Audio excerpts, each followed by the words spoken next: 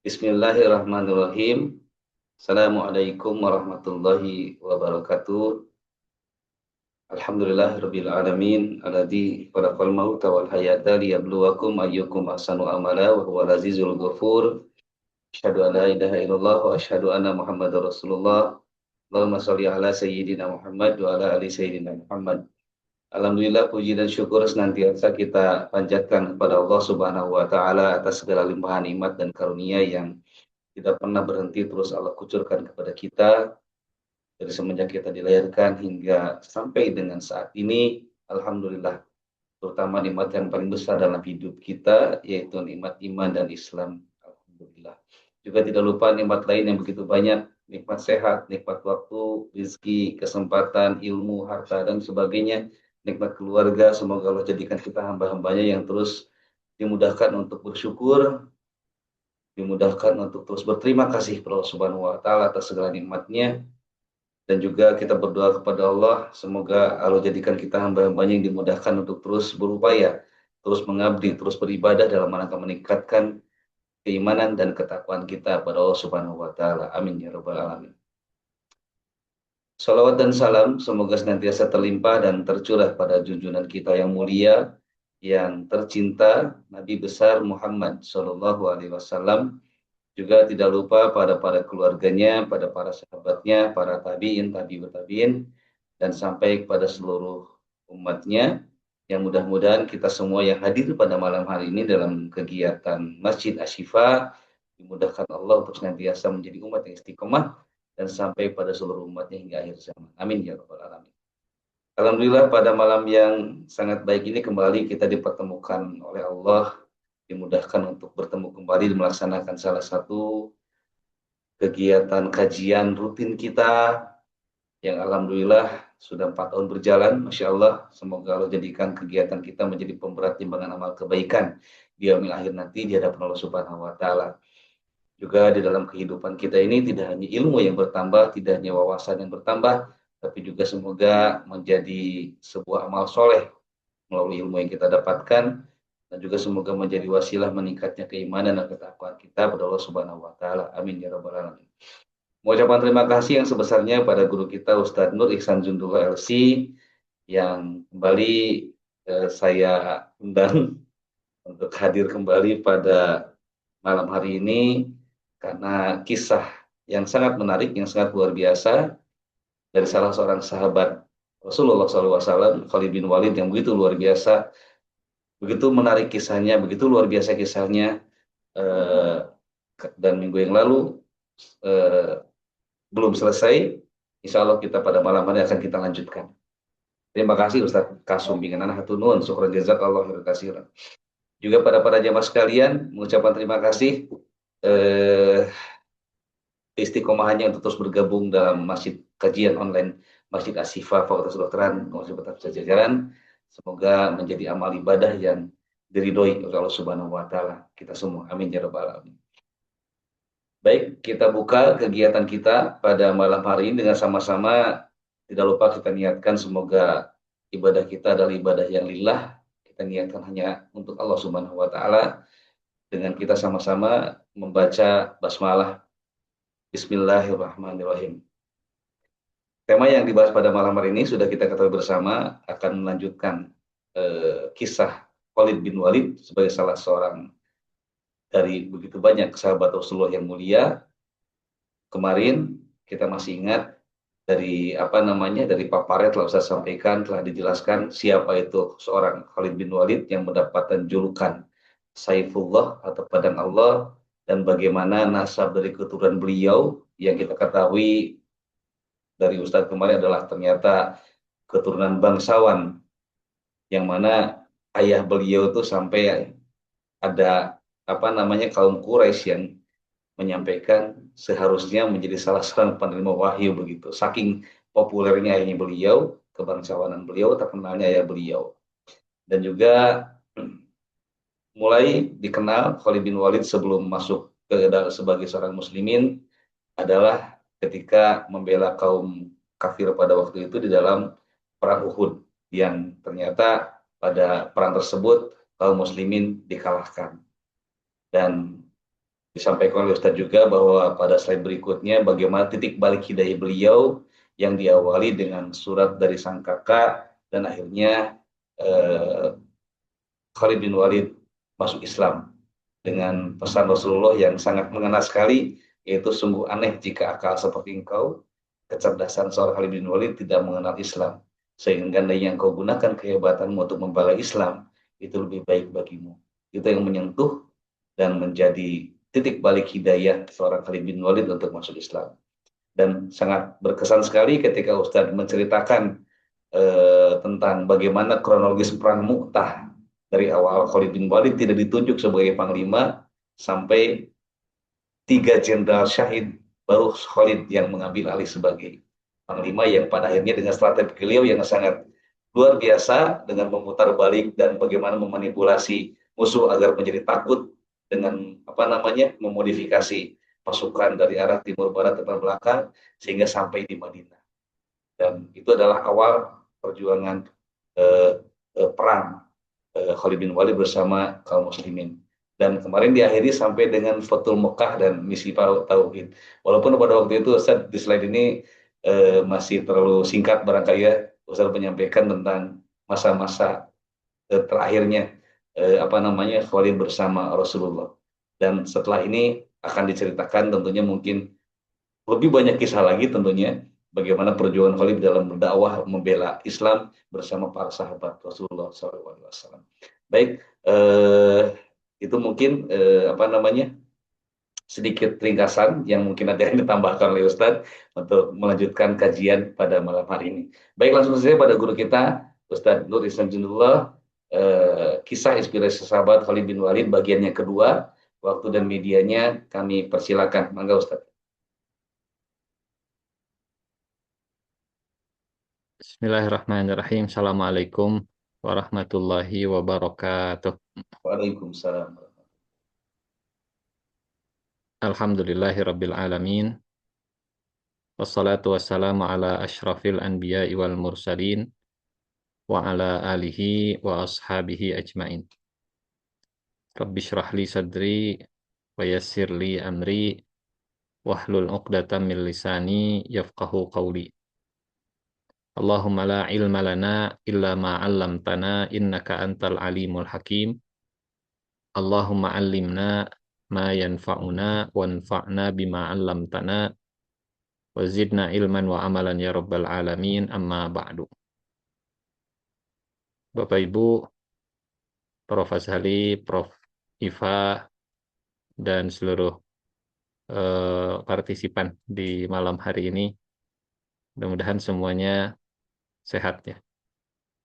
Semoga keluarganya juga Allah jaga dan berharap malam ini Allah memberi kita ilmu yang bermanfaat dan mengenal salah seorang ahli surga insya Allah, Khalid bin Walid, sehingga nanti di surga kita bisa uh, ketemu beliau. Ya, sudah kenal waktu di dunia, sudah pernah dengar ceritanya, tinggal nanti ketemu orangnya. Dan cerita lagi. Kalau sekarang saya yang cerita, kalau di surga nanti beliau sendiri yang cerita. Insya Allah kita ketemu beliau. Terakhir tentang Fathu Mekah, ya, di mana dalam peristiwa Fathu Mekah, Khalid bin Walid, beliau ditugaskan oleh Rasulullah Sallallahu Alaihi Wasallam untuk memasuki Mekah dari salah satu sayap kanan, dan Nabi membagi menjadi empat kelompok. Dari 4 sayap yang masuk ke Mekah, hanya sayap Khalid yang mengalami perlawanan fisik dari Ikrimah anaknya Abu Jahal. Waktu itu Ikrimah belum masuk Islam.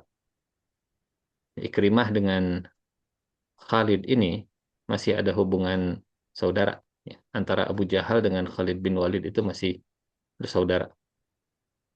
Kalau sebelumnya kita sampaikan nasabnya Khalid, Khalid bin Walid bin Mughirah. Abu Jahal itu Amr bin Hisham bin Mughirah.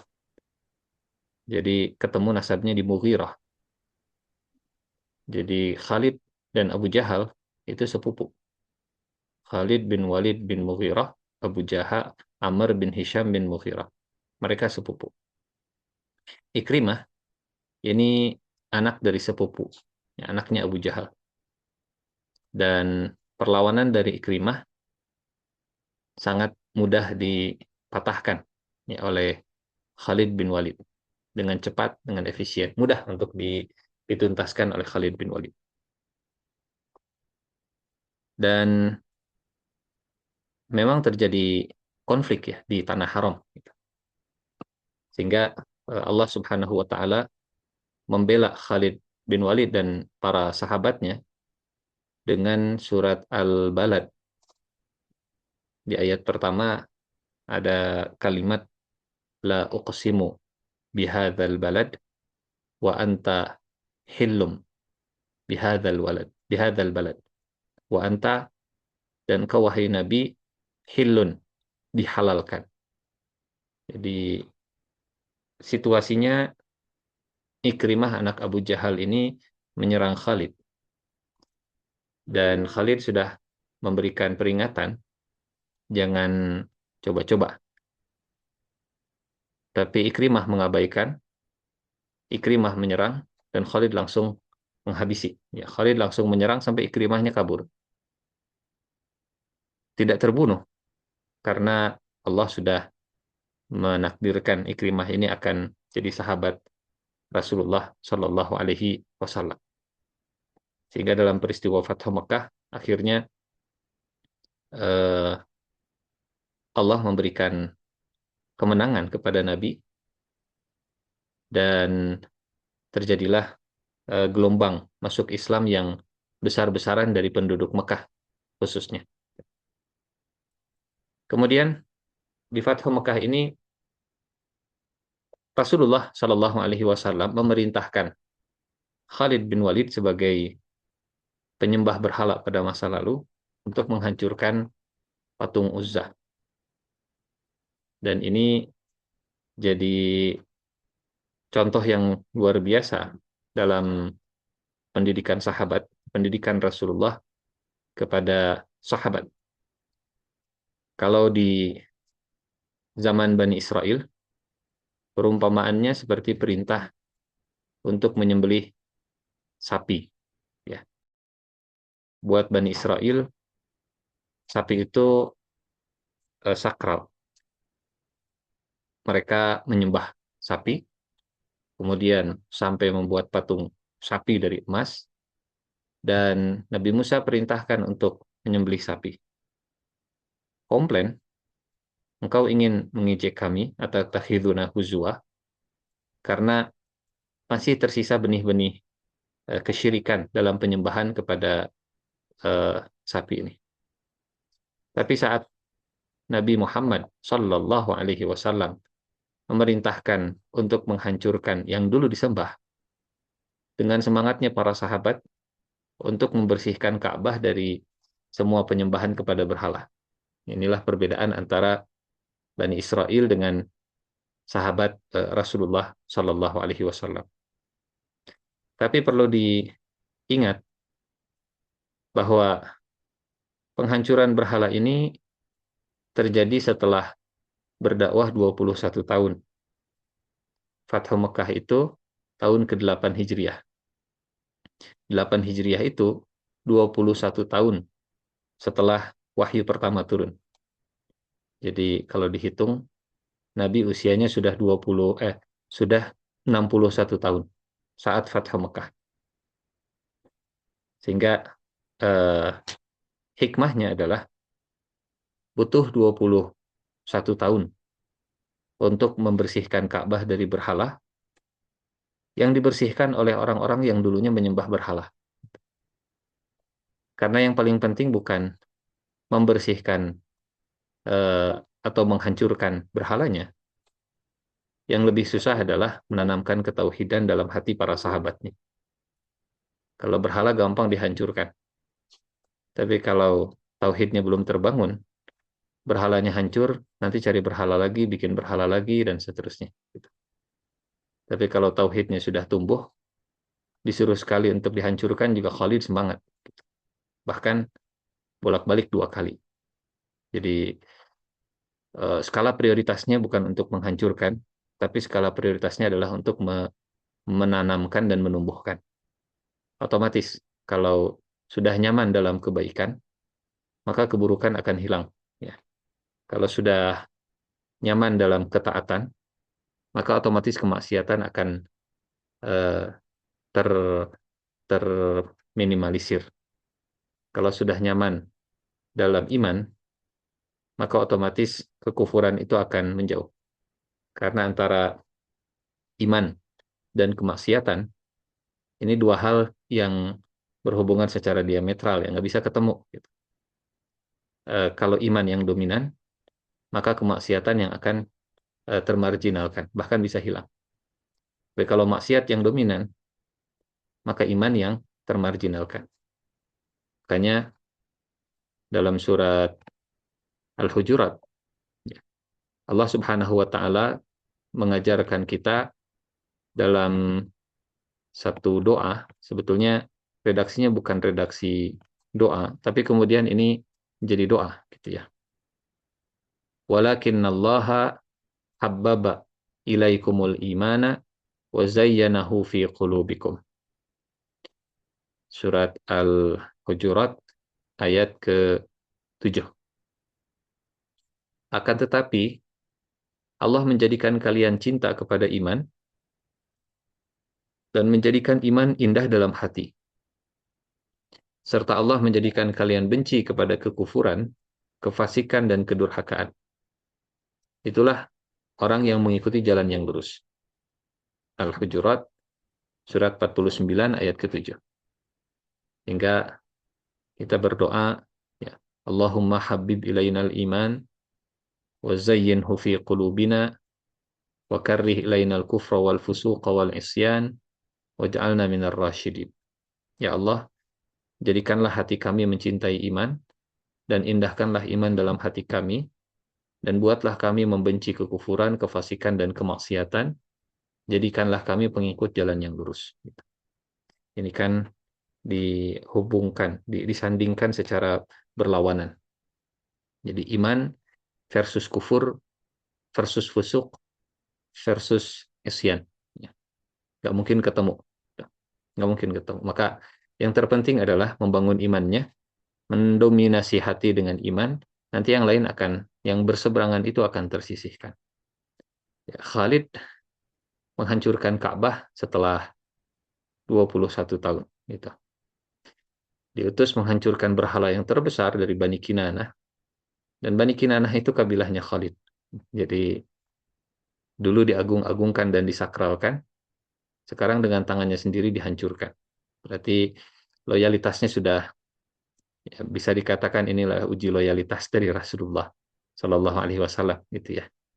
Kalau sudah berani dan siap menghancurkan Uzzah, berarti sapi yang ada di benaknya itu sudah disembelih dalam kisah Bani Israel sebagai padanannya. Nah, Bapak Ibu, insya Allah kita akan lanjut masih dalam kebersamaan Bani Israel, kebersamaan Khalid bin Walid dengan Rasulullah Sallallahu Alaihi Wasallam setelah Fathu Mekah. Ya. Peristiwa berikutnya setelah Fathu Mekah di tahun 8 Hijriah. Di tahun 9 Hijriah ada peristiwa yang dikenal dengan Perang Tabuk. Walaupun tidak ada perangnya. Karena musuhnya nggak datang-datang. Karena Romawi yang tadinya jadi target, ternyata nggak datang ke Tabuk. Walaupun tidak ada perang, tapi persiapan Nabi dan para sahabatnya itu sudah seperti perang. Perjalanan dari Madinah itu sekitar 15 hari di musim panas, dan anggaran terbatas. Sehingga di Al-Quran perang Tabuk ini disebutnya perang dalam keadaan susah, yaumal usrah. Gitu. Dan ada satu peristiwa di perang Tabuk ini. Perang Tabuk, ya, yang signifikan dari kisah perang Tabuk dalam sirah Nabawiyah itu adalah kisah salah seorang sahabat yang desersi, kisah 3 orang sahabat yang tidak ikut dalam perang. Tapi ini bukan sosok Khalid bin Walid. Khalid ikut dalam perjalanan ini. Kemudian di Tabuk, karena musuh tidak ada peristiwa yang disebut dengan penyergapan kabilah Bani Juzaimah.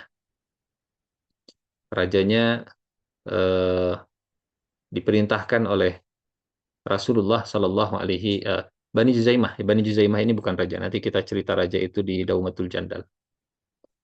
Jadi Rasulullah Shallallahu Alaihi Wasallam memerintahkan Nabi di peristiwa Tabuk ini untuk pergi ke Bani Juzaimah. Dan Bani Juzaimah ini saat menyambut Khalid bin Walid, ya, mereka ingin mendeklarasikan Islam, ingin mengumumkan bahwa kami sudah Islam, tapi menggunakan kalimat yang ambigu. Mereka menggunakan istilah sobakna. Sobakna, sobakna. Sobakna itu eh, apa kalau istilah kita sekarang murtad lah. Sobakna itu kami meninggalkan agama kami. Sobakna. Tapi maknanya kurang positif. Jadi yang tepat aslamna, aslamna. Aslamna itu kami muslim, kami berserah diri, kami tunduk. Maka kalimat yang dideklar oleh Bani Juzaimah, kalimat yang ambigu, sobakna. Sehingga Khalid bin Walid menafsirkan kalimat ini sebagai penolakan, bukan penerimaan. Jadi ada misinterpretasi antara yang mengucapkan dengan yang mendengarkan. Dan memang karena modenya mode tempur, ya, eh, apalagi tipikal Khalid bin Walid ini gercep, tindakannya itu cepat. Jadi bertindak eh, segera, merespon kalau ada apa? Kalau ada hal-hal yang berbahaya. Sehingga Khalid bin Walid mendiagnosa, gitu. Khalid bin Walid kemudian menganalisa bahwa kalimat sobana ini kalimat yang berbahaya dan membahayakan pasukan kaum muslimin. Gitu. Sehingga Khalid langsung mengeksekusi. Khalid langsung menyerang Bani Juzaimah. Dan ini tindakan Khalid yang ya, beberapa tindakan Khalid bin Walid yang kontroversial. Beliau manusia, ya.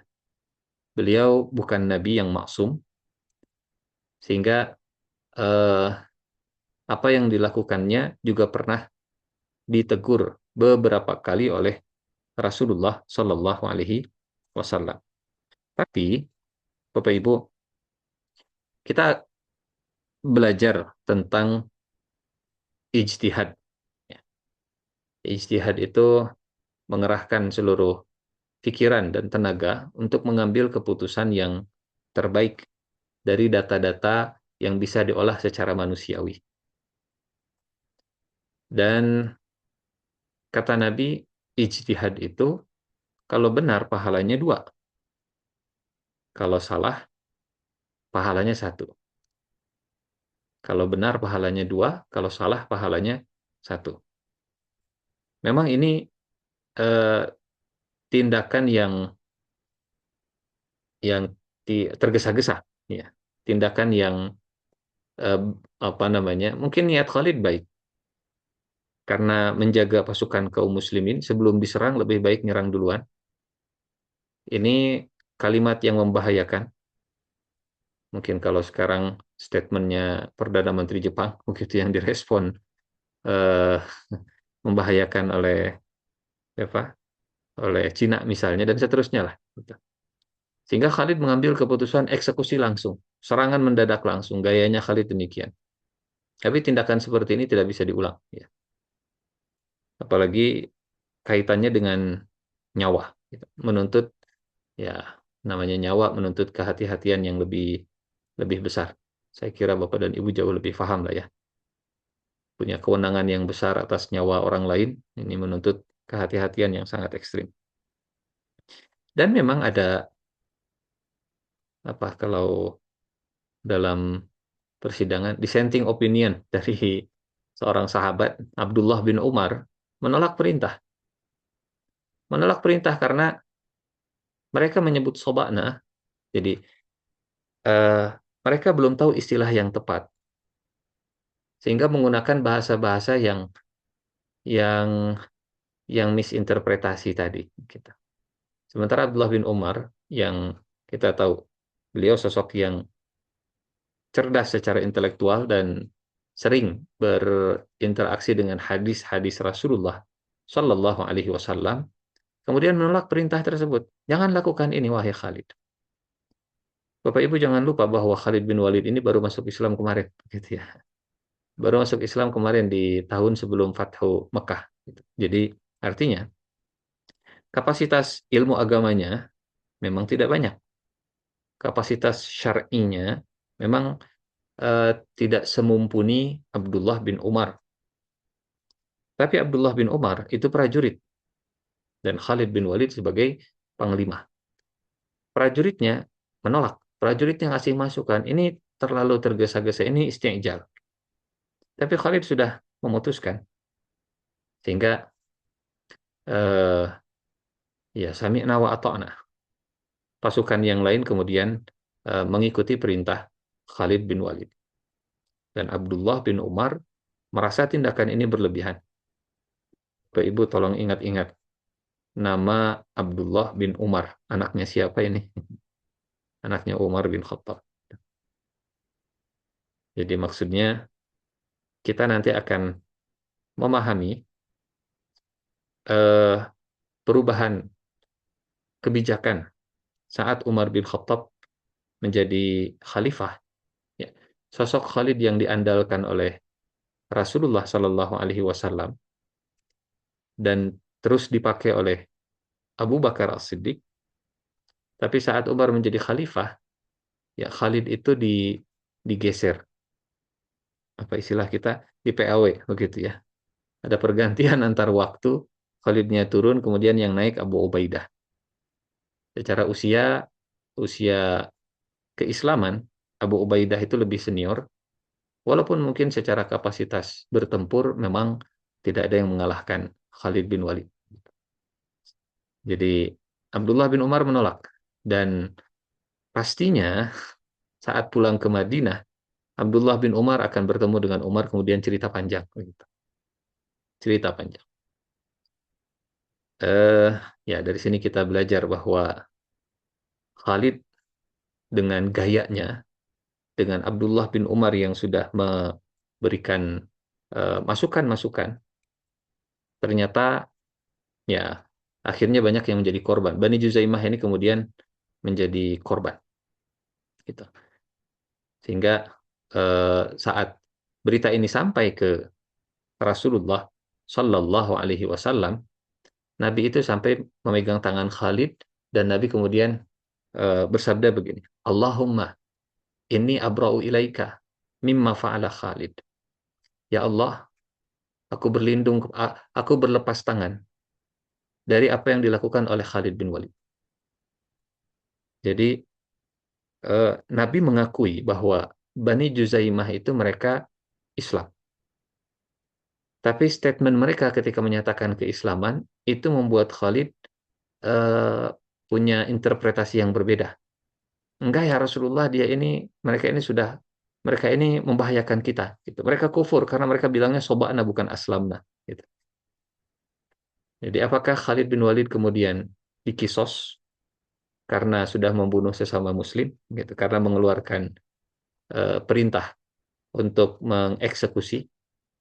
Ternyata Rasulullah Shallallahu Alaihi Wasallam ya tidak memecat Khalid bin Walid, walaupun korbannya adalah nyawa, ya.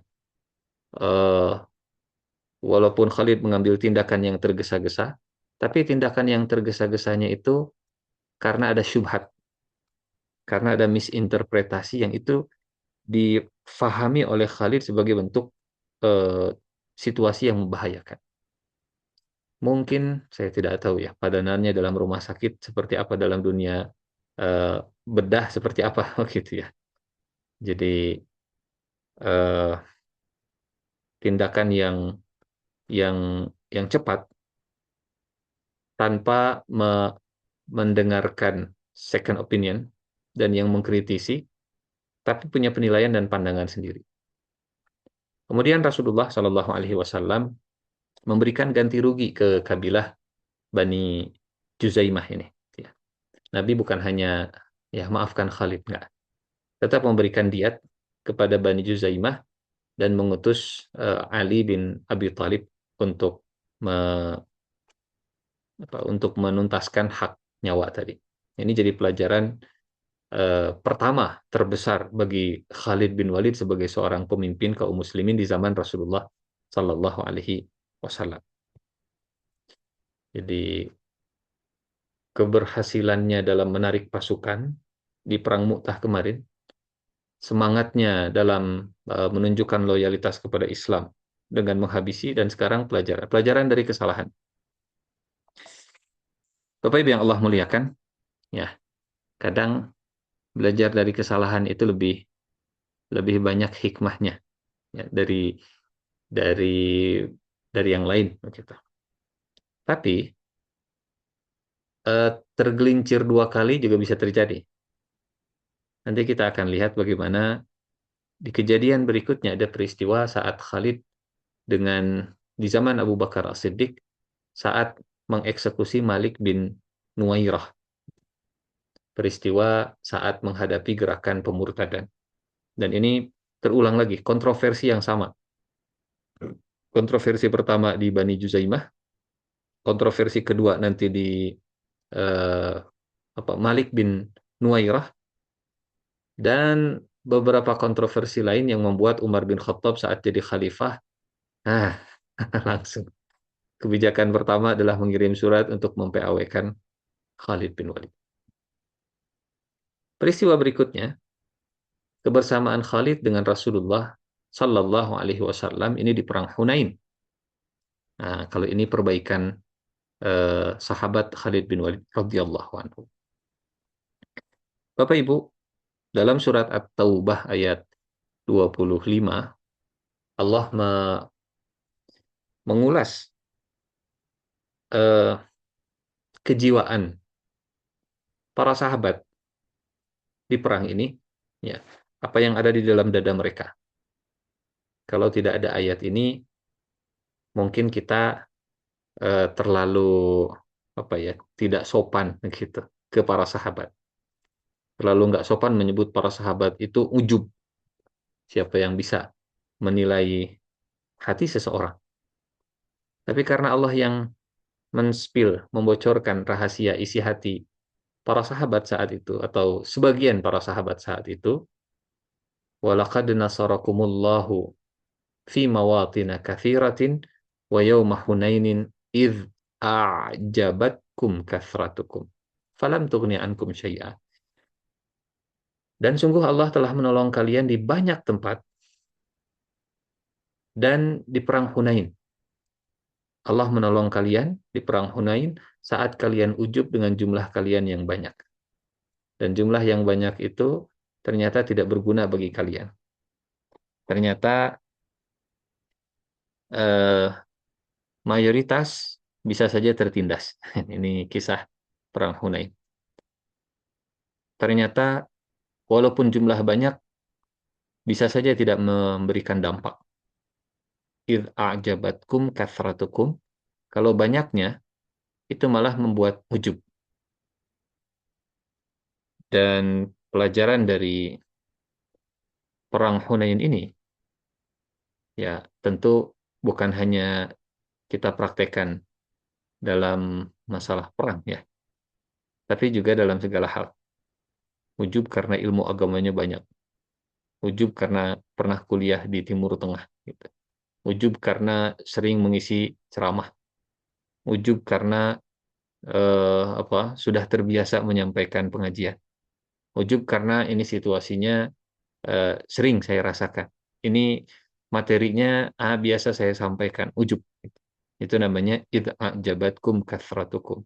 Ketika banyak dan seringnya, itu membuat kita ujub dan akhirnya sikap ujub ini meremehkan situasi yang biasa dihadapi. Itu mungkin kalau ujubnya seorang ustadz begitu ya. Ah, seringlah ceramah tentang Maulid Nabi mah gampang. Itu walaupun didadak juga hayu. Gampang lah. Disuruh jadi khotib Jumat. Gampang lah. Gitu. Karena saling banyaknya. Jabatkum kasratukum. Kalau seorang dokter apa ujubnya begitu ya. Seringlah menghadapi kasus seperti ini mah. Ini mah gejala yang biasa gitu. Jabatkum kasratukum. Dan overconfidence ini menjangkiti 12.000. Saat itu jumlahnya 12.000. Statement yang muncul, dulu perang Badar, kita 300 menang lawan 1.000.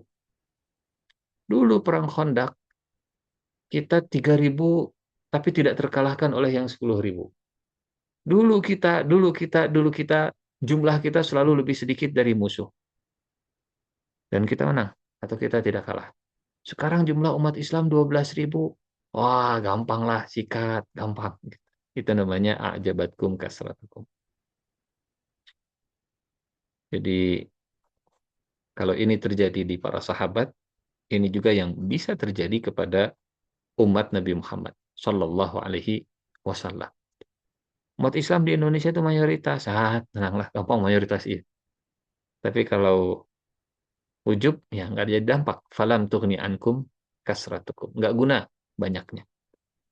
Dan akhirnya, overconfidence ini, pede yang berlebihan sampai jadi ujub, itu membuat mereka tidak waspada. Sehingga ada serangan mendadak di satu lembah, ya.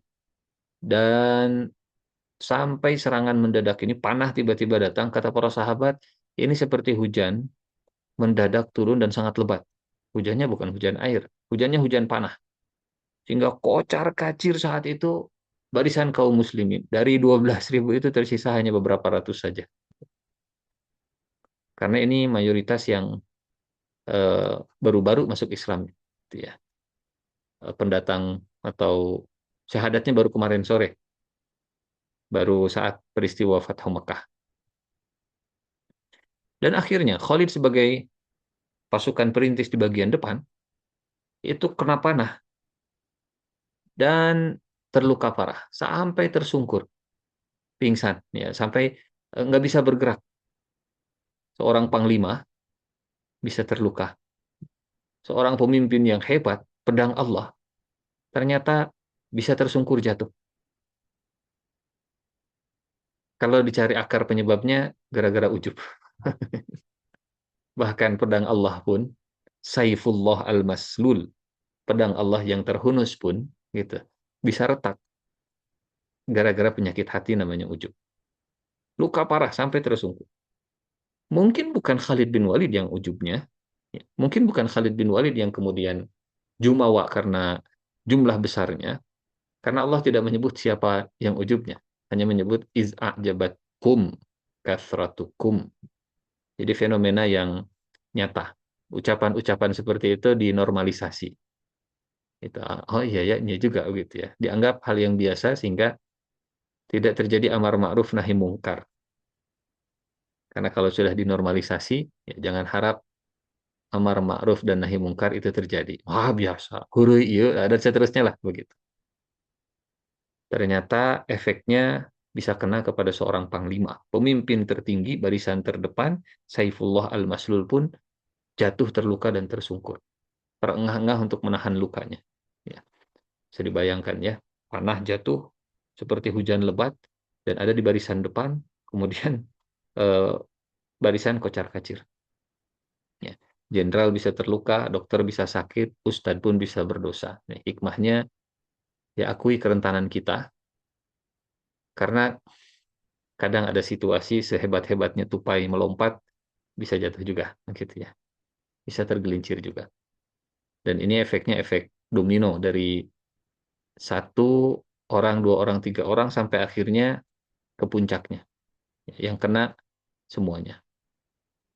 Dan saat kocar-kacir seperti ini, Rasulullah Shallallahu Alaihi Wasallam kemudian dengan suara lantang, ya, teriak, Anan Nabiyyu la kadzib, Ana ibnu Abdul Muttalib, Anan Nabiyyu la kadzib, Ana ibnu Abdul Muttalib.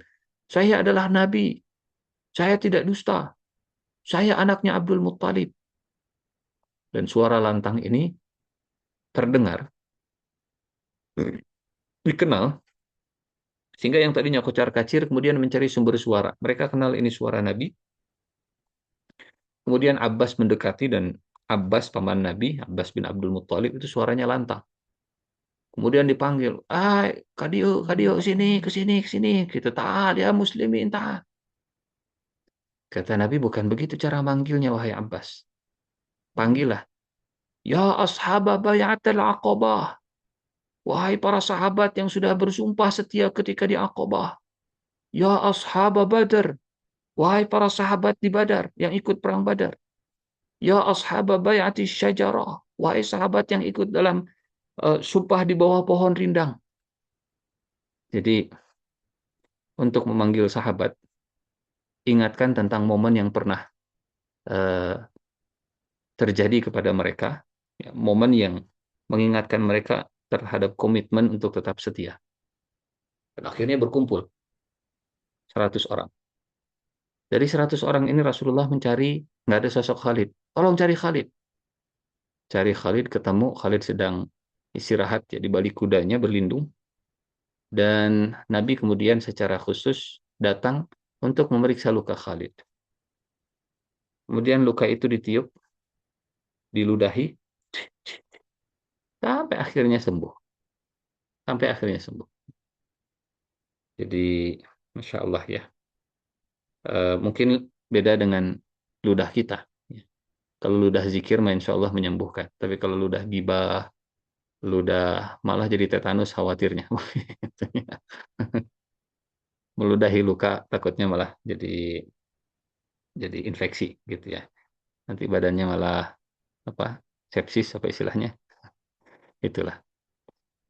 Jadi lukanya Khalid langsung sembuh. Ya, ada sentuhan khusus dari Rasulullah dan doa sebagai bagian dari terapi untuk Khalid bin Walid, dan Khalid kemudian diminta oleh Nabi untuk memimpin pasukan. Dan Khalid langsung bangun seperti nggak pernah terluka sebelumnya. Dan karena panglima yang mentalnya sudah teruji, tidak trauma, tidak merod, apa merod bahasa Indonesianya ya, tidak merod lah begitu ya. Tadi sudah terluka, tadi sudah shock, pasukan juga kocar-kacir, nggak, wah bangkit lagi. Kembali memimpin pasukan, mengejar musuh, mengejar kabilah Hawazin. Ya, kisah perang Hunain ini kisah umat Islam melawan orang-orang Taif. Jadi kabilah terakhir yang masuk Islam, kabilah terakhir yang kemudian paling keras permusuhannya adalah orang-orang Taif. Orang Taif luar biasa. Tapi mereka adalah kabilah yang bertahan saat banyak kabilah lain yang murtad setelah Rasulullah Shallallahu Alaihi Wasallam wafat. Ya. Ini sosok Khalid di perang Hunain.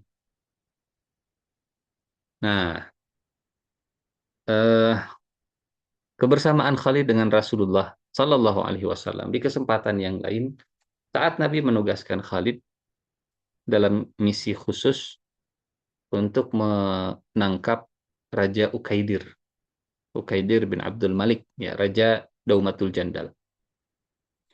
Kata Nabi, Khalid pergi ke Daumatul Jandal, ini nama daerah, di sana ada raja, tangkap rajanya.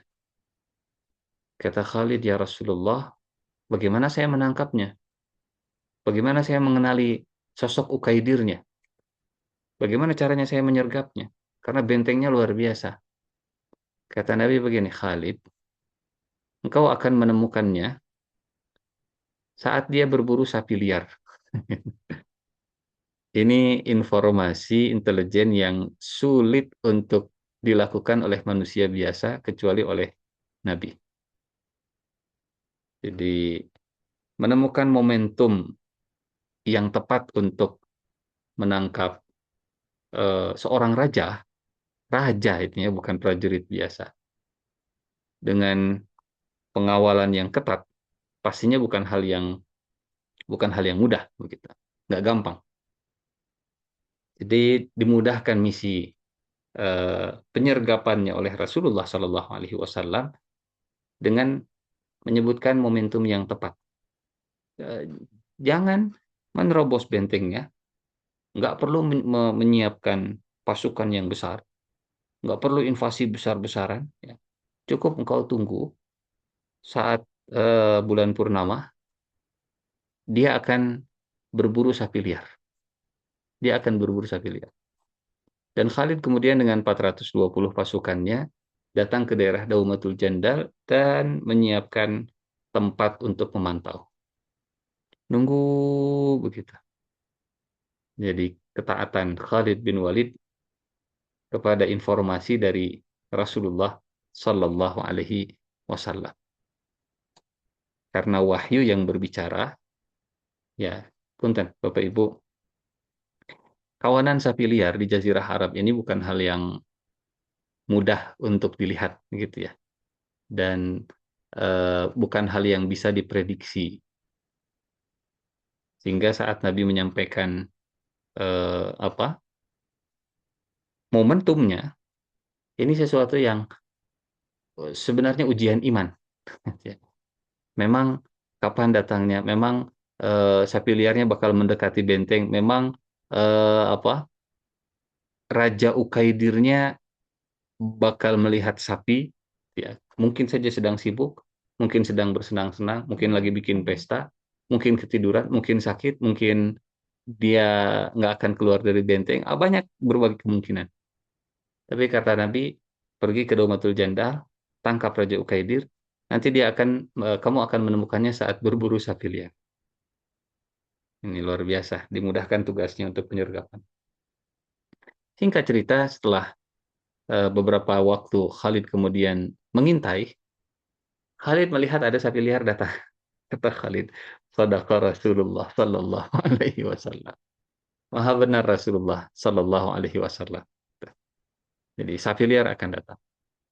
Dan saat sapi liar ini datang, untuk mengundang perhatiannya Raja Ukaidir, Allah yang menggerakkan sapi liar ini kemudian menggesek-gesekkan tanduknya, ya, di pintu dan di benteng Khalid, di benteng eh, istana Raja Ukaidir. Dan itu menimbulkan suara, ya, ini menimbulkan perhatian, sehingga Raja Ukaidir kemudian melihat, oh, ada sapi liar, ada sapi liar di luar. Kata istrinya, mau kemana? Itu ada sapi liar. Sudahlah, biarkan saja. Ini siapa yang akan mengincarnya kalau bukan kita lagi? Kalau kalau bukan kita, siapa lagi? Kata istrinya, jangan di sini saja. Memang seorang wanita punya intuisi yang tajam, begitu ya. Bisa mengendus, eh, kalau bahasa Al-Qur'annya begini. eh, Ar-rijalu qawwamuna 'alan nisa'i bima faddalallahu ba'dahum 'ala ba'din wa bima anfaqu min amwalihim fas-salihatu qanitatun hafizatun lil ghaibi bima hafizallah. Fas-salihatu dalam surat apa itu An-Nisa ya. Jadi ada satu kemampuan yang dimiliki oleh seorang perempuan, hafizatun lil ghaibi bima hafizallah. Memang kalau diterjemahkan ya, hafizatun lil ghaibi bima hafizallah itu eh, apa?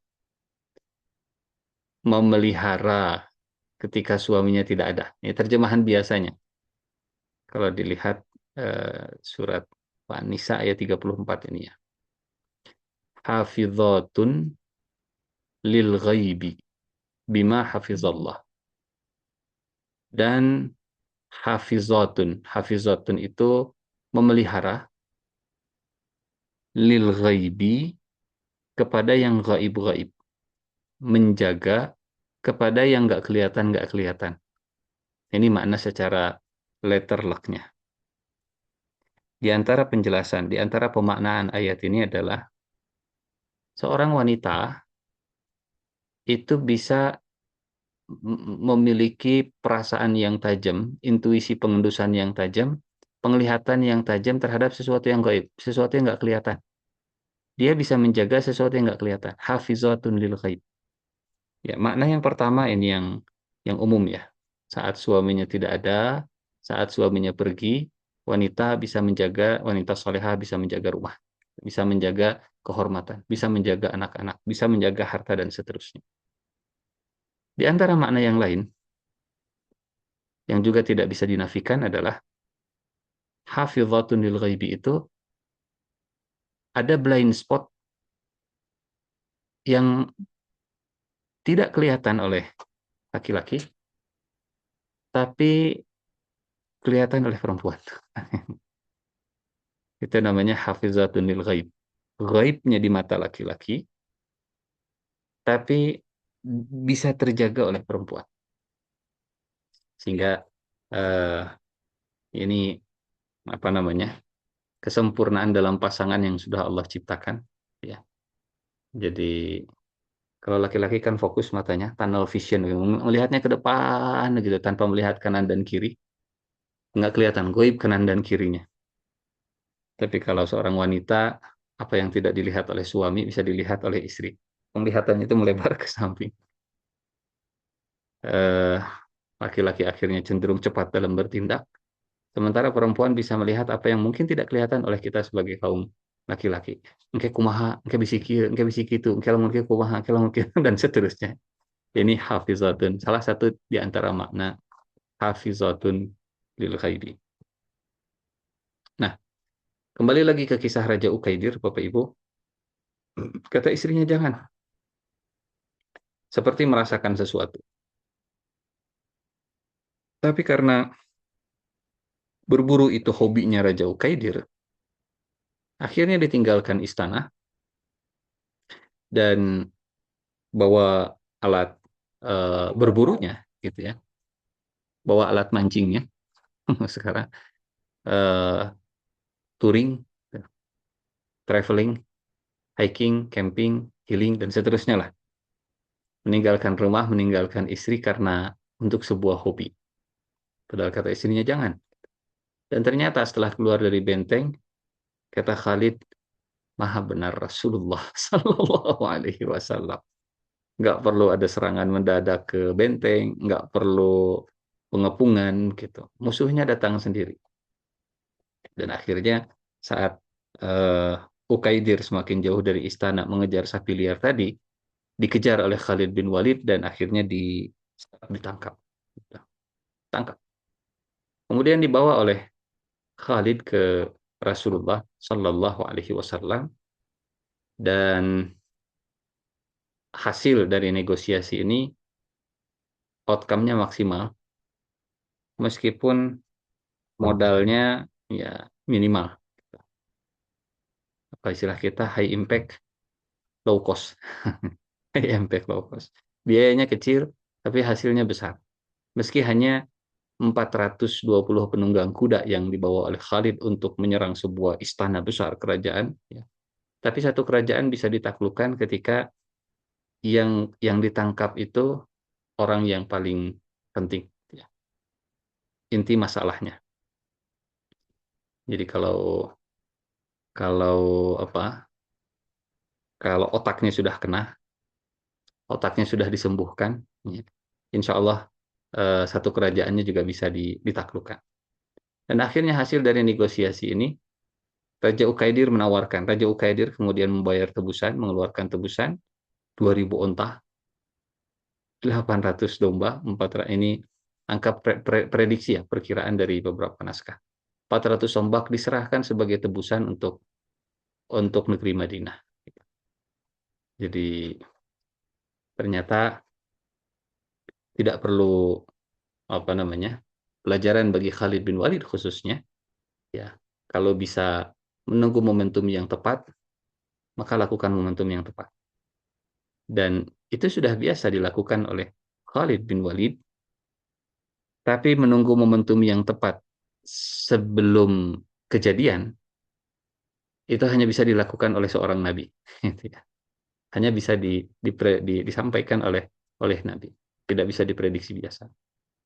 Nah, Bapak Ibu yang Allah muliakan, wafatlah Rasulullah Shallallahu Alaihi Wasallam, kemudian kepemimpinan berganti ke Abu Bakar As-Siddiq. Ya, khalifahnya adalah Abu Bakar As-Siddiq radhiyallahu anhu. Sedikit tentang istilah khalifah ini, Bapak Ibu. Akar katanya dari kata khalfun, yang artinya di belakang. Kalau di depan namanya imam, kalau di belakang namanya khalfun. Jadi dalam surat Yasin ya ada ayat eh,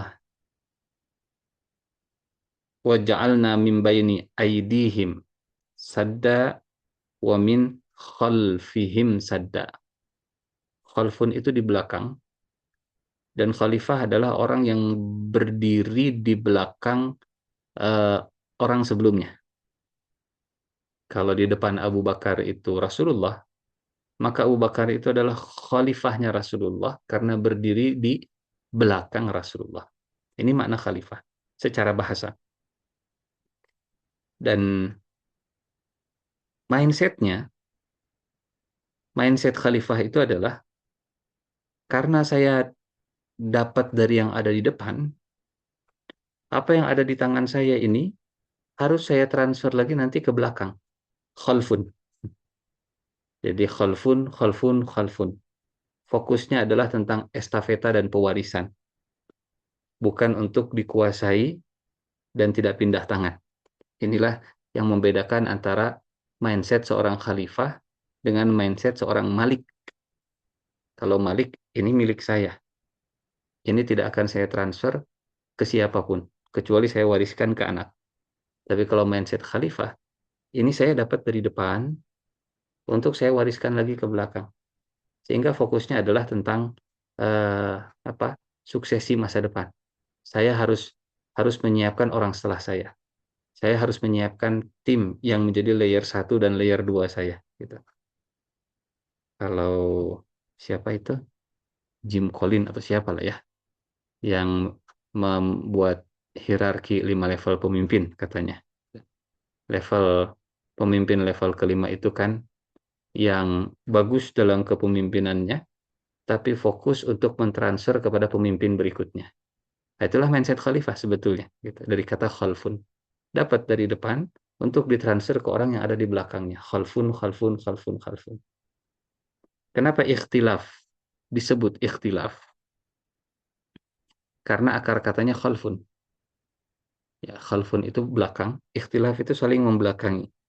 Ya, kalau ini siang, ini malam, itu namanya ikhtilaf. Ikhtilaf fil laili wan nahar. Kalau di sini pagi, di sini pasti akan sore, itu namanya ikhtilaf. Saling membelakangi. Nah, saat Rasulullah wafat, Abu Bakar kemudian menjadi penerusnya, menjadi khalifahnya, dan terjadi gerakan pemurtadan, gerakan murtad. Ini kalau di rumah sakit apa ya? Code blue mungkin. Code blue, masa kritis yang luar biasa. Gawat darurat, situasi yang gawat emergensi. Situasi emergensi umat Islam. Setelah Rasulullah wafat, ini peristiwa yang paling berbahaya. Karena kalau situasi ini menyebar, kalau kanker murtad ini menyebar, kalau virus ganas murtad ini menyebar, eh, bahaya. Walaupun dalam surat As-Saff ayat ke-8, Allah sudah menjamin bahwa cahaya Islam ini tidak akan padam. Tapi mungkin saja Islam itu hilang di satu negeri, tapi muncul di negeri lain. Islam bisa hilang dari Indonesia, tapi Islam tidak akan hilang dari dunia. Islam bisa hilang dari Andalusia, tapi Islam akan pindah ke negara lain yang dipilih oleh Allah Subhanahu wa taala. Dulu Islam ada di Andalusia, tapi kemudian hilang peradabannya dan pindah ke mana dulu? Eh, Utsmani, Turki Utsmani. Eh, Dulu dari Mekah, ya dari Rasulullah di Mekah. Kemudian Islamnya pindah ke Madinah. Mekah mayoritasnya jadi musyrik. Kemudian dari Madinah, zaman Abu Bakar, zaman Umar, zaman Utsman, zaman Ali kemudian pindah dari Madinah ke eh, mana? Baghdad. Dari Baghdad kemudian pindah ke Syam. Terus bergeser seperti itu. Jadi kalau di dunia cahaya Islam itu tidak akan hilang. Tapi kalau di satu tempat kemudian tambah pindah tempat lain, itu pasti bisa terjadi. Umat sedang berduka karena kehilangan Rasul, banyak gerakan murtad, banyak nabi palsu, banyak yang menolak membayar zakat. Ini kondisi yang sangat danger, sangat berbahaya. Ini kalau tidak direspon dengan baik mungkin bisa jadi fenomena yang biasa. Dan Abu Bakar As-Siddiq, tantangan pertama kepemimpinan beliau adalah menstabilkan kondisi emergensi ini, dan Abu Bakar mengangkat Khalid bin Walid sebagai panglima tertinggi, sebagai orang nomor satu di militer. Ini kita kalau menggali lebih dalam tentang eh, pemberantasan gerakan murtad, ini manajemen yang luar biasa, ya manajemen krisis yang luar biasa, dan bagaimana mengintegrasikan sistem di dalam Islam. Banyak alasan kenapa orang-orang itu murtad. Alasannya beragam, bukan cuma satu. Jadi, apa kalau di penyakit ya? Gejala boleh sama, tapi mungkin penyebabnya bisa beda-beda. Penampakannya sama murtad, tapi akar masalahnya ternyata tidak sama. Ada yang murtad itu karena mereka eh, apa? Kalau Muhammad bisa mengaku jadi nabi, kenapa kita juga nggak bisa ngaku jadi nabi? Muhammad kan Quraisy. Nah, kenapa kita harus ngikut Quraisy? Toh kita kabilahnya berbeda. Ini namanya murtad gara-gara fanatik golongan. Gitu. Murtad gara-gara fanatik kesukuan. Kalau di sana ada nabi, ya kita juga pengen nabi sendiri lah. Ada nabi Arab, ada nabi nabi Afrika, ada nabi Eropa. Kenapa nabi cuma hanya di orang Arab saja? Di kita kok nggak boleh? Nah itu eh, apa? Akar masalahnya dari fanatik kesukuan. Ada juga yang memisahkan antara sholat dan zakat dengan alasan begini. Perintah zakat itu yang menerimanya adalah Nabi Muhammad Sallallahu Alaihi Wasallam. Khuz min amwalihim. Ya. Ambillah dari harta mereka sedekah dan zakat. Yang disuruh untuk mengambilnya adalah Nabi. Kalau sekarang Nabinya meninggal, berarti perintahnya juga sudah gugur. Karena yang disuruh ngambilnya juga sudah wafat. Jadi ini argumen yang dipakai untuk menolak bayar zakat. Karena tanda tangannya, nah kalau bahasa kita, gitu. Yang nanda tangan untuk penarikan zakat ini adalah fulan. Nah sekarang fulannya sudah ganti, berarti sudah nggak berlaku lagi. Nah begitulah. Aturan ini kan ditandatangani menteri sebelumnya. Sekarang menterinya ganti, berarti sudah nggak berlaku lagi tanda tangan itu. Kurang lebih begitu argumentasinya. Tapi argumentasi itu lemah ya. Jadi walaupun ini kurikulum ditandatangani oleh menteri sebelumnya dan belum ada perubahan di menteri yang terbaru, maka masih berlaku. Gitu. Kan begitu ya. Walaupun ini disetujui oleh presiden sebelumnya dan sekarang sudah ganti presiden, selama belum ada perubahan peraturan pemerintah, ya tetap jalan. Nah, gitu. Tapi argumentasi mereka demikian. Nabinya sudah wafat, berarti tanda tangannya sudah nggak berlaku lagi, kita nggak mau bayar zakat. Kata Abu Bakar, ini statementnya Abu Bakar yang apa namanya, yang akhirnya bisa diterima dengan baik oleh sahabat yang lain. Karena banyak sahabat, juru bicaranya adalah Umar bin Khattab yang dalam tanda petik awalnya oposisi dengan eh, memerangi orang yang menolak bayar zakat. Mereka oposisi terhadap kebijakan ini, ya, memerangi yang menolak bayar zakat, bukan bukan yang memerangi nabi palsu, bukan. Jadi tadi kita sampaikan gerakan murtad itu di permukaan sama, tapi akarnya beda-beda. Kata Umar bin Khattab gini, kenapa Anda ingin memerangi orang yang sholat, meskipun mereka nggak bayar zakat? Mereka kan sudah syahadat. Mereka sudah syahadat. Mereka sudah bersaksi bahwa tidak ada Tuhan selain Allah, ya, mengakui keilahan Allah dan mengakui kerasulan Muhammad Shallallahu Alaihi Wasallam. Dan mereka juga sholat. Kenapa engkau memerangi yang nggak mau bayar zakat, padahal mereka sholat? Kira-kira apa jawaban kita, Bapak Ibu, kalau ada yang nanya, gitu ya? Kenapa diperangi itu orang yang nggak mau saum, misalnya, yang nggak mau haji, padahal mereka sudah syahadat. Kata Abu Bakar begini, saya tidak akan apa namanya? Saya tidak akan biarkan agama ini akan dikurangi ajarannya dan keasliannya, kemurniannya selama saya masih hidup. Ayun qasuddinu wa ana hayyun. Apakah agama akan dikurangi ajarannya, dipreteli ajarannya dan saya masih hidup? Demi Allah, barang siapa yang memisahkan antara sholat dan zakat, maka saya akan perangi. Karena dalam Al-Quran, Abu Bakar kemudian membacakan berbagai ayat, ya. Aqumus shalah wa atawuz zakah, yuqimunas shalah wa yu'tunaz zakah. Alif Lam Mim, dzalikal kitabul la raiba fihi hudal lil muttaqin alladzina yuqimunas salata wa mimma razaqnahum yunfiqun. Salat, zakat, salat, zakat, salat, zakat. Dua-duanya disandingkan oleh Allah Subhanahu wa taala. Jadi kata Abu Bakar, siapa yang memisahkan, menceraikan zakat dari salat, maka akan saya perangi karena ini cerai paksa namanya. Gitu ya. Padahal salat dan zakat itu adalah pasangan yang harmonis dalam Al-Quran, selalu disebut berduaan, sekarang diceraikan paksa. Saya akan perangi siapapun yang akan mengurangi dan mempreteli ajaran agama.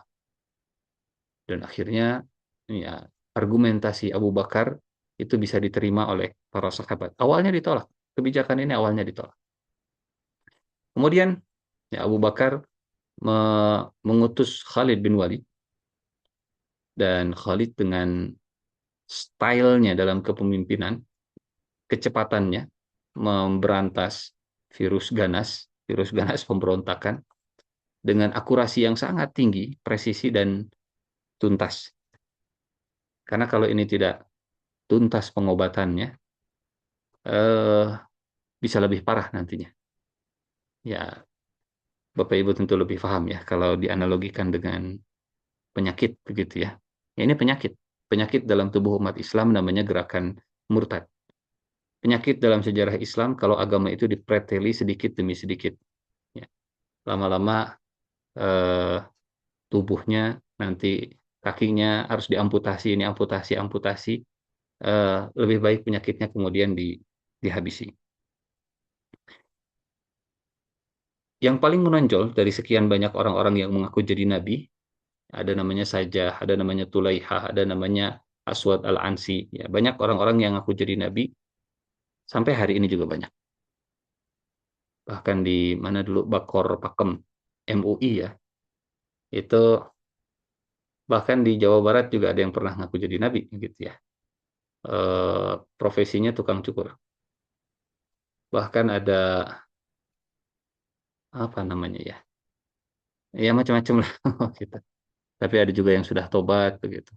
Kemudian kalau dia ngisi siapa CV, pengalaman mantan nabi gitu.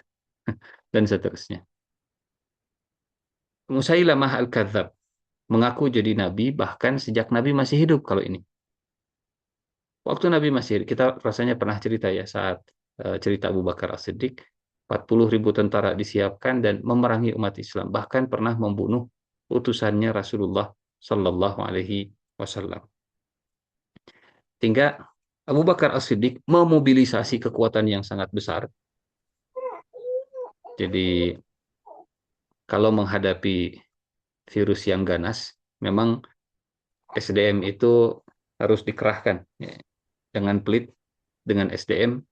Kalau penyakitnya penyakit yang mematikan, kalau perlu dikerahkan banyak orang, dikerahkan. Sampai di peristiwa ini, di pemberantasan gerakan murtad, banyak para penghafal Quran yang syahid. Karena ini virusnya ganas sekali, gitu ya. Ya apa kalau analogi eh, kesehatan, Bapak Ibu, mungkin seperti orang yang di kemo gitu ya. Memang banyak sel baiknya yang kena, seperti banyak penghafal Qur'annya yang syahid, tapi itulah harga yang harus dibayar untuk me- menghabisi penyakit yang ganas, Ah, kanker stadium lanjut yang bernama Musailamah Al-Kadzab begitu. Sampai akhirnya ya, peristiwa banyaknya penghafal Quran yang syahid ini yang kalian aja. menjadi sebab Abu Bakar As-Siddiq mengeluarkan kebijakan untuk membukukan Al-Quran. Dulu Al-Quran dihafal, dulu Al-Quran belum tercatat dan tertulis dalam satu mushaf yang sama, hingga melihat kejadian ini, Abu Bakar akhirnya memutuskan kumpulkan Quran. Dan perangnya dikenal dengan Perang Yamamah namanya. Ya, Perang Yamamah, dan ya sampai akhirnya Khalid bin Walid berhasil menuntaskan masalah pemurtadan yang dilakukan oleh Musailamah. Sampai di pojokan ke daerah, ke tempat yang dikenal dalam sejarah namanya Hadiqatul Maut, ya, taman kematian, karena banyak darah di sana. Perangnya sangat brutal dengan gaya Khalid yang begitu agresif dan dengan keras kepalanya Musailamah Al-Kadzab. Akhirnya korban dari kedua belah pihak juga banyak. Menghafal Quran banyak yang syahid. Buka celananya. Baik. Eh, peristiwa berikutnya, ini ada satu kejadian yang unik. Saat Khalid bin Walid mengajak pasukannya untuk terus bergerak, tapi ada kaum Ansor yang menolak. Karena mereka beralasan, wahai Khalid, kita akan bergerak kalau Abu Bakar sudah ngirim surat. Sesuai dengan instruksi dalam suratnya. Jadi Abu Bakar ngirim surat dan suratnya dibacakan, suratnya diketahui oleh pasukan. Jadi silahkan kalian berhenti di daerah Buzakhah atau Bizakhah sampai surat dan instruksi lanjutan dikirim lagi. Kalau belum ada surat, jangan dulu. Kata kaum Ansor, ma nahnu bifa'ilin. Kami nggak akan ikut, kami nggak akan berangkat, kami nggak akan bergerak lagi. Sudah tuntas ini dulu, kami nggak akan bergerak. Ahdu khalifati Rasulillah sallallahu alaihi wasallam ilaina in nahnu faragna min buzakhah an nuqima hatta yaktuba ilaina. Sampai ada surat dan instruksi baru kita akan bergerak. Jadi kadang ada apa namanya? Ada perintah dari atasan, ya. Tapi yang di lapangan itu lebih ngeh gitu dengan situasi. Abu Bakar itu di Madinah, sementara Khalid bin Walid itu di lapangan. Dan surat itu tidak real time. Informasi yang nyampe ke Abu Bakar juga tidak real time, gitu. Sehingga kata Khalid, "Waihakum, innahu ahida ilaikum ma lam yakun harban, wa ana al-amir, wa ilayya taridul akhbar, wallahi la ujbirukum 'ala al-masir, wa ana madin."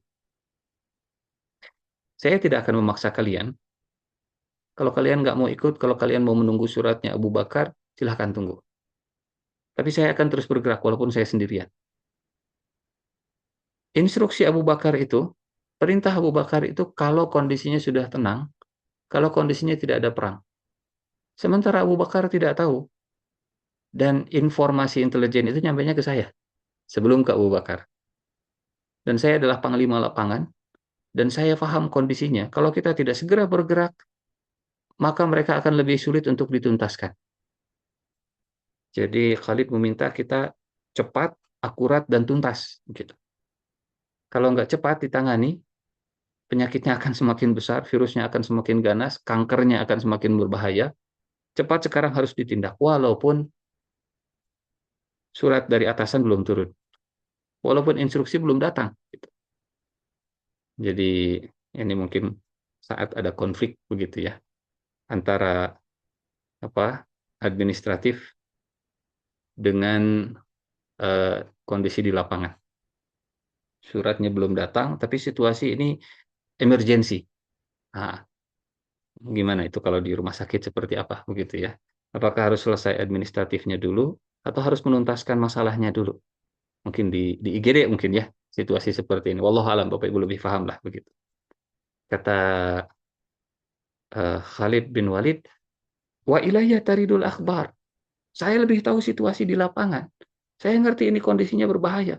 Walaupun suratnya belum datang, instruksinya belum datang, tapi situasinya genting. Ya sudah, kalau kalian tidak mau ikut, saya sendirian saja. Dan benar, Khalid berangkat. Hingga akhirnya Sabit bin Qais sebagai perwakilan para sahabat Ansor, itu mereka ngikut juga. Gitu. Karena ya setelah ditimbang-timbang, ya Khalid nggak mungkin bertindak dengan sengaja melanggar perintahnya Abu Bakar kalau Khalid tidak ada pertimbangan. Dan setelah kembali ke Madinah, Khalid bin Walid kemudian berani mempertanggungjawabkan pilihannya tadi. Jadi situasi lapangan yang diprioritaskan dari SOP dan administratif yang mungkin tidak atau ada jeda begitu ya. Ada kegentingan yang memang menuntut kesegeraan. Bapak Ibu yang Allah muliakan, saya tidak tahu apakah harus diteruskan atau kita cukupkan begitu ya. Karena ada beberapa peristiwa berikutnya. Ini di zaman Abu Bakar As-Siddiq, kontroversi di peristiwa Malik bin Nuwairah, di mana Khalid bin Walid itu bergerak dengan sangat, ini tadi kita sampaikan, di zaman Rasulullah kasus Bani Juzaimah, di zaman Abu Bakar ini kontroversi Malik bin Nuwairah yang terulang lagi. Khalid datang karena mereka nggak mau bayar zakat, gitu ya. Kemudian saat Khalid datang, pasukannya mendengarkan suara azan. Tapi mereka sholat. Gitu. Kata Khalid, tangkap semuanya. Tangkap semuanya di malam yang dingin. Kemudian Khalid kasih perintah, hangatkan tawanan kalian. Adfi'u asrakum. Ini bahasa yang ambigu, karena maknanya bisa lain. Hangatkan itu bisa bermakna letterlock, dihangatkan, kasih selimut, ya, karena mereka diikat di malam hari. Atau makna yang biasa dipakai oleh mereka, hanutan, di hanutan itu ya dihabisi ya, gitu, dibunuh. Dan inilah yang mereka pasukannya lakukan, dan itu diprotes oleh Abu Qatadah. Kenapa tawanan ini dibunuh? Kenapa mereka dihabisi? Mereka sholat dan seterusnya. Bahkan termasuk pemimpin mereka namanya Malik bin Nuwairah juga dihabisi, begitu. Dan ini kontroversial, sehingga membuat kehebohan, keributan di ibu kota saat beritanya nyampe ke Abu Bakar dan ke Umar bin Khattab. Karena setelah itu Khalid menikahi istrinya Malik bin Nuwairah. Ya, dalam riwayat istrinya sangat cantik. Kemudian kepalanya dijadikan tungku, rambutnya dibakar.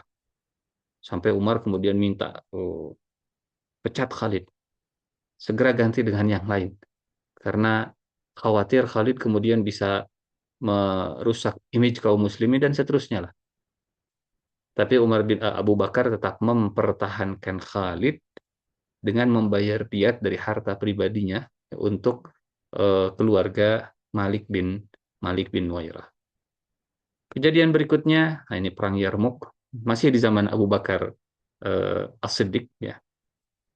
Singkat cerita, dalam perang Yarmuk ini perang terakhir Khalid bin Walid sebagai seorang panglima. Karena setelah perang Yarmuk, Khalid bin Walid itu diganti oleh Umar bin Khattab. Ya, diganti oleh Umar bin Khattab, dan kepemimpinan itu yang naik adalah Abu Ubaidah ibnil Jarrah gitu. Wallahu a'lam bishawab. Sebagai penutup, ini wafatnya Khalid bin Walid ya. Sebagai penutup, bahwa Khalid bin Walid meskipun seumur hidupnya Oh, sebentar, Bapak Ibu. Alasan pemecatan Umar kepada Khalid bin Walid. Alasan Umar memecat Khalid bin Walid, kata Umar bin Khattab, saya tidak memecat Umar. Maaf.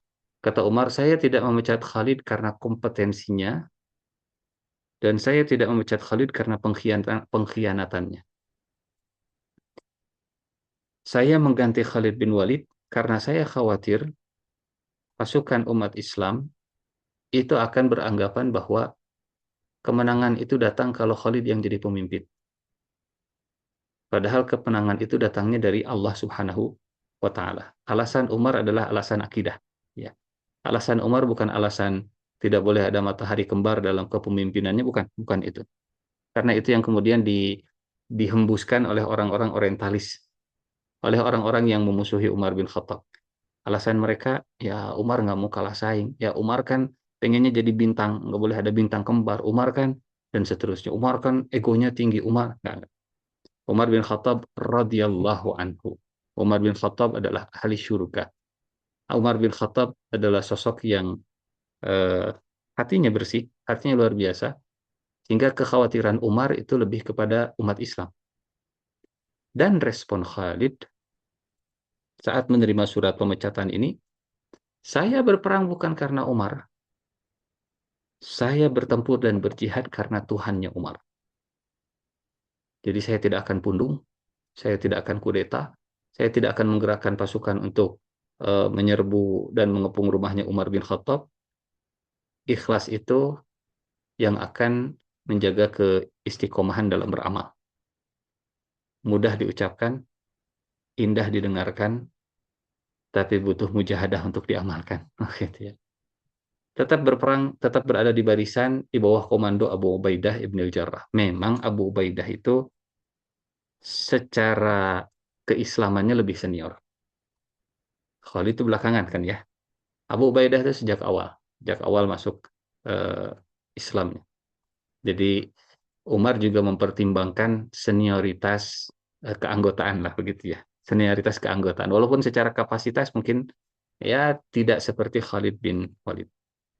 Dan akhirnya wafatnya Khalid bin Walid eh, di atas kasur menangis. Kata Khalid, saya sudah mengikuti banyak pertempuran. Tidak sejengkal pun dalam tubuh kecuali ada bekas sabetan pedang atau tusukan tombak. Faha anaza amut kama tamutul ba'ir. Inilah aku. Mati seperti matinya seekor unta. Fala namat ainul jubana. Janganlah tertidur mata para pengecut. Wallahu alam bisawab. Bapak Ibu yang Allah muliakan, akhirnya kita bisa mendapatkan pahala syahid walaupun meninggalnya di atas ranjang, gitu ya. Walaupun meninggalnya di atas ranjang. Seperti Khalid bin Walid ini. Saya kembalikan ke moderator. Mohon maaf untuk segala kekurangan. Terima kasih untuk segala perhatian. Assalamualaikum warahmatullahi wabarakatuh. Waalaikumsalam Waalaikumsalam warahmatullahi wabarakatuh. warahmatullahi. Para jamaah sekalian, ternyata memang berat ya ternyata perjuangan kaum muslimin di masa pasca meninggal Rasulullah. Tadi seperti saya sampaikan, begitu banyak perjuangan, dan memang ketika dalam perjuangan itu ternyata tadi telah saya sampaikan bahwa tidak akan terlepas di konflik internal kita sendiri. Dan memang seorang Khalid bin Walid seperti saya sampaikan bukan Rasulullah yang dimaksum, gitu ya. Tentu akan banyak sekali, walaupun memang mungkin terlihatnya seperti bagaimana, tapi tentu itu tidak akan terlepas dari hikmah yang tentu ada di balik itu. Dan bagaimana para sahabat Rasulullah SAW, di situ ada Abu Bakar dan ada Umar bin Khattab yang memimpin kaum muslimin pada saat itu dengan kebijakan-kebijakannya yang juga ternyata disikapi sebegitu rupa luar biasa tauhid oleh Khalid bin Walid, terutama di saat pemecatannya sebagai seorang panglima. Masya Allah, saya berperang bukan karena Umar, tapi saya berperang karena Tuhan. Masya Allah, di saat berat ya, Masya Allah. Masya Allah. Baik, para jamaah sekalian, ada waktu mungkin beberapa menit, mungkin ada yang mau bertanya sedikit barangkali. Ustadz mohon izin, tadi saya agak-agak searching sedikit Ustadz tentang ada slide tentang penangkapan Raja Ukaidir, Ustaz. Saya tadi mungkin Ustaz tidak menjelaskan kenapa tuh Rasulullah kok tiba-tiba menangkap Raja Ukaidir gitu ya. Ternyata tadi saya cek memang beliau itu saja. Rasul mendapat informasi bahwa Raja Ukaidir itu berada di pengaruh Romawi yang memang eh, ada strategi-strategi yang memang akan memusuhi Islam pada saat itu. Rasulullah mendapat informasi itu mungkin dari Allah Subhanahu wa taala, begitu mungkin saja. Jadi kalau sekarang istilahnya proksi, gitu. Proksi Romawi. Dia bangsanya bangsa Arab, kulitnya seperti orang Arab, tapi loyalitasnya kepada orang asing. Itu namanya Raja Ukaidir atau kelompoknya Ghasasina. Dan sengaja disuplai oleh Romawi dengan berbagai bantuan dana supaya jadi bemper gitu. Jadi kalau ada gangguan dari bangsa Arab, cukuplah sesama Arab yang ributnya dulu supaya pasukan Romawi nggak usah terjun turun. Nah itu strateginya begitu. Dan, dan itu dipakai oleh penjajah dari masa ke masa gitu ya. Sebelum pasukan Indonesia itu pejuang Indonesia itu menyerang Belanda, biarkanlah pejuang Indonesia ribut dengan orang Indonesia lagi. Jadi ada pengkhianat, ada londo ireng yang kemudian dibayar, disuplai segala macam untuk menyibukkan kita supaya Belandanya dan Jepangnya nggak banyak korban. Itu mah dari dulu kisah lama yang akan terus dipakai gitu. Kalau kemarin di Palestina misalnya ada fenomena siapa namanya Abu Yasir. Ya, Abu Yasir itu orang Gaza, tapi disuap oleh Israel, kemudian disuplai senjata untuk jadi pemberontak dalam negeri. Tujuannya apa? Ya, supaya saudara-saudara kita di Palestina sibuk dengan orang Palestina sendiri dan tentara Israelnya nggak usah terjun. Itulah Raja Ukaidir gitu zaman dulu. Wallahu a'lam bishawab. Masya Allah, syukur Ustaz Jazakallah. Begitu para jemaah sekalian, memang di masa-masa itu tentu tidak hanya sekedar dakwah itu tidak semudah itu Ustaz ya. Akan ada banyak seri intrik-intrik politik dan segala macamnya sampai bahkan perang yang luar biasa ratusan kali dialami oleh sahabat Khalid bin Walid. Dan alhamdulillah kita semua para muslimin kaum muslimin sekalian, insya Allah kita mau mudah-mudahan tidak akan mengalami masa-masa sulit yang pernah dialami masa-masa para sahabat Rasul di masa itu. Kita mah hanya tinggal ya beribadah. Bahkan saudara kita di Palestina saat ini mungkin mengalami saja berat, berat mirip dengan masa-masa Rasulullah. Kita bersyukur sekali alhamdulillah Allah tempatkan kita di yang insya Allah dimudahkan untuk beribadah, dimudahkan untuk menjalani kehidupan. Alhamdulillah tentu akan sangat ironis sekali seandainya mungkin keimanan kita, kehusuan kita tidak lebih baik daripada saudara-saudara kita yang dalam kondisi yang tidak lebih baik dari kita semua. Jika tidak ada pertanyaan, mungkin akan ditutup dengan doa. Silakan ada yang tanya barangkali. Ada sedikit. Mangga, Prof. Mangga. Enggak, Prof. Silakan. Assalamualaikum warahmatullahi wabarakatuh. Waalaikumsalam. Ada beberapa pertanyaan, tapi ini tidak terlalu ini ya. Kalau saya baca bahwa Khalid bin Walid itu kan memimpin kira-kira 100 peperangan. Itu sampai sejauh mana perang-perang yang dipimpin oleh Khalid bin Walid itu? Itu pertanyaan. Baik. Alasan mengapa dia tidak dipakai oleh Umar bin Khattab ya. Yang ketiga mengenai keluarga. Kalau saya kok tidak pernah melihat bahwa Khalid bin Walid itu punya keluarga, punya anak begitu ya. Apakah dia terus bujangan begitu sampai akhir hayatnya? Itu barangkali Pak Ustadz. Baik, siap. Ya, bismillahirrahmanirrahim. Yang pertama tadi, apa tadi teh yang pertama? Peperangannya di mana saja peperangan. karena ada 100 peperangan katanya ya, yang dia pimpin yang semuanya menang begitulah. Menang, betul. Angka 100 itu memang variasi ya dari para ahli sejarahnya. Jadi ada yang tergantung cara menghitungnya kita. Kadang ada yang misi penangkapan seperti Raja Ukaidir itu tercatat. Kadang ada yang misi kecil itu dicatat perang gitu. Kalau angkanya makin kecil, ada yang menyebut 40, berarti yang dihitung hanya perang-perang besar. Kalau angkanya makin besar, berarti misi-misi kecil itu juga termasuk yang dihitung gitu.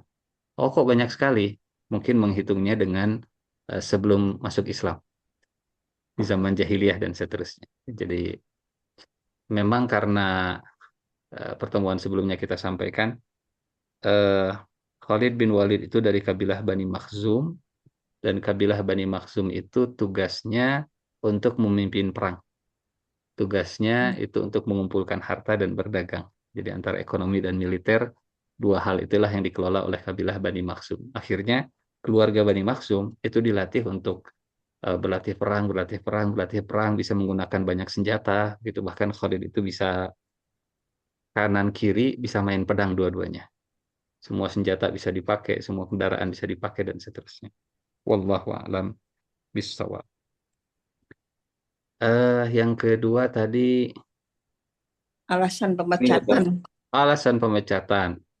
Yang jelas bukan masalah personal, ya.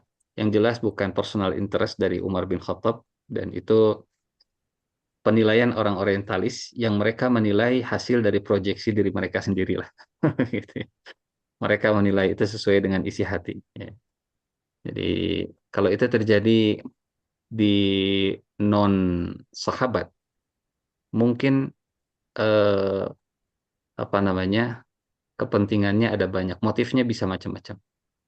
Tapi ketika itu terucap dari lisan Umar bin Khattab, saya tidak memecatmu karena kompetensi, saya tidak memecatmu karena masalah integritas, kan dua ya, orang itu disingkirkan atau dipecat itu. Masalah integritas 1 kali 24 jam, masalah kompetensi mungkin setelah SP1, SP2, SP3 dan banyak kesalahan sudah disingkirkan. Tapi kata Khalid, kata Umar, bukan karena dua hal ini, tapi karena saya khawatir akidah umat akan terganggu dan mereka akan menggantungkan kemenangan hanya kepada engkau. Gitu. Apa bahasa kita? Umar menyelamatkan dari figuritas. Dan figuritas bukan hal yang mudah untuk dituntaskan. Begitu. Saya pengennya sama dia. Kalau nggak sama dia, saya nggak mau. Itu figuritas. Saya pengennya sama Khalid. Kalau nggak sama Khalid, nggak mau perang. Itu yang sedang ditreatment oleh Umar bin Khattab. Gitu. Yang ketiga, apakah Tentang Khalid punya ada anak? Ustaz. Punya. Punya. Khalid berkeluarga juga. Mungkin karena ya apa yang menonjolnya perang, jadi akhirnya ceritanya banyak tentang militer gitu. Apakah punya anak? Khalid itu anaknya yang paling terkenal namanya Sulaiman, sehingga beliau dijulukinya Abu Sulaiman. Gitu. Abu Sulaiman. Jadi kita sebelumnya sudah sampaikan ada berapa? 3 kalau nggak salah sebelumnya. Ada Sulaiman, ada Muhajir, ada Abdurrahman. Di kalangan para sahabat, panggilan Abu Sulaiman itu lebih terkenal daripada Khalid. Kalau mereka manggil itu ya Abu Sulaiman, ya Abu Sulaiman. Ya. Kalau kita Khalid.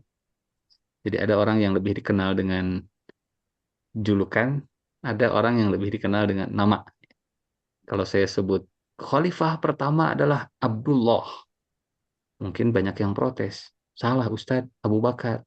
Nyata nih, gitu. Abdullah teh Abu Bakar teh gitu.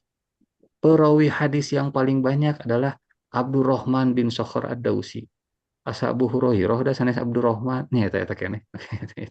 Cuman karena julukannya lebih terkenal daripada nama aslinya gitu. Paman Nabi yang akan masuk neraka dengan istrinya itu adalah Abdul Uzza. Asa Abu Lahab. Nyata kene. Wallahu a'lam bishawab. Baik, baik, Mas. Atur nuhun, Pak Kami Ustaz. sami Prof. Mangga.